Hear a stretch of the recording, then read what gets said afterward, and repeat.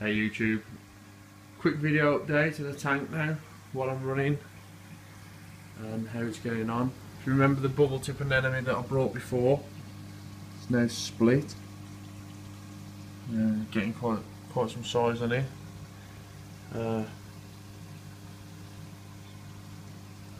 Tank's nice and clean now. Had a bit of an incident when we moved house. Obviously the tank went on the back burner a bit. Everything was fine in there, but it had a bit of hair, algae and whatever. It was a bit unsightly, but now it's starting to come back. A new thing that I am running on the tank is bio pellets. I know there's a huge mixed review about them, but basically they're working for me. I've had them on now probably close to 5 months, I'd say, since I started running bio pellets. At first I had a massive outbreak of cyano algae or cyanobacteria, whichever it's called, and my tank was red over. But basically what I did was, by understanding what causes it, which is an imbalance between your phosphates and your nitrates, when they go out to sink, that causes a bacterial bloom, which many people say there's probably other ways that it's caused, but from my understanding that's what it was. So what I did was I kept running the bio pellets, ignored the hair, the red algae, and started feeding heavier. So now the fish get fed a lot more than what they used to. 2 reasons for that. One, it keeps the red algae down, because obviously these bio pellets, if you've done research on them, you'll know they strip the nitrates and the phosphates out of the water rapidly. And most people don't succeed keeping soft corals with it, because obviously the nitrate levels at around 15, between 15 and 25, some people say, for soft corals to thrive. I haven't tested mine. I know that they're going to be low, but I'm compensating by overfeeding the tank, which brings me on to my next reason why I think I'm succeeding with bio pellets.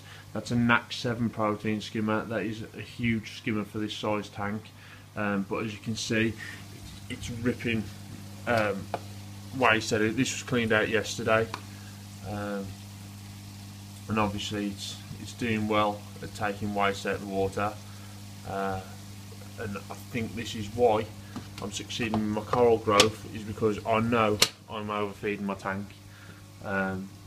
Because obviously I want to keep the tank healthy, I want to keep the fish healthy, and I want to keep the corals growing. I don't want to start stripping away what they need for them to grow. We've got a little mini carpet anemone there. There we go. And a small mallow. What else have we got? That's pretty new. I mean, the polyp extension on my soft corals is doing really well. The whole tank, I'm really enjoying it at the moment. It's all looking nice. Trying to think. I think that's all the new additions. I lost a lot of my LPS that I used to keep due to brown slime. And that was a tiny little frag which I managed to keep. It was literally probably about 3 mil long. Most people would have ditched it, but I thought I'll keep it going, see how it turns out. Now it's growing nice. But yeah, that's my tank.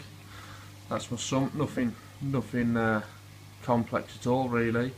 Skimmer, bio pellets, a bit of carbon over there by the pump. And apart from that, nothing really. I'll just show you how many bio pellets that have been run in this tank, just to give you an idea of what kind of level that I'm running. I'm finding that that's keeping the hair algae down. You can see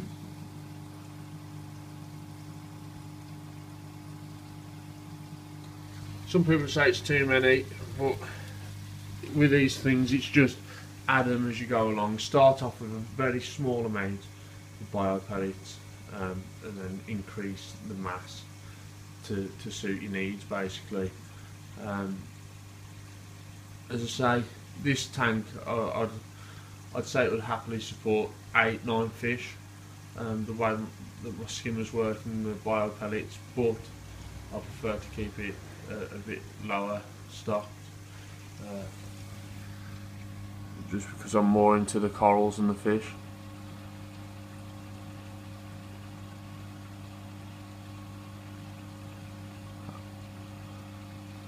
The mandarin, he'll eat frozen, he'll eat anything, he will.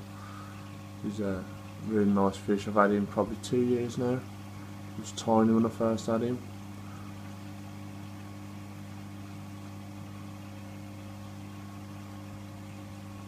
Beautiful fish. Anyway, I hope you enjoyed my videos.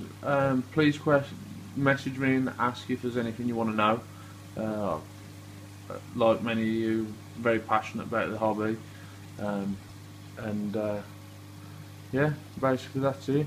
Oh, some other things. Now I'm running the other bits of equipment which have been added to the tank are, yesterday I picked it up after 5 years of topping up manually.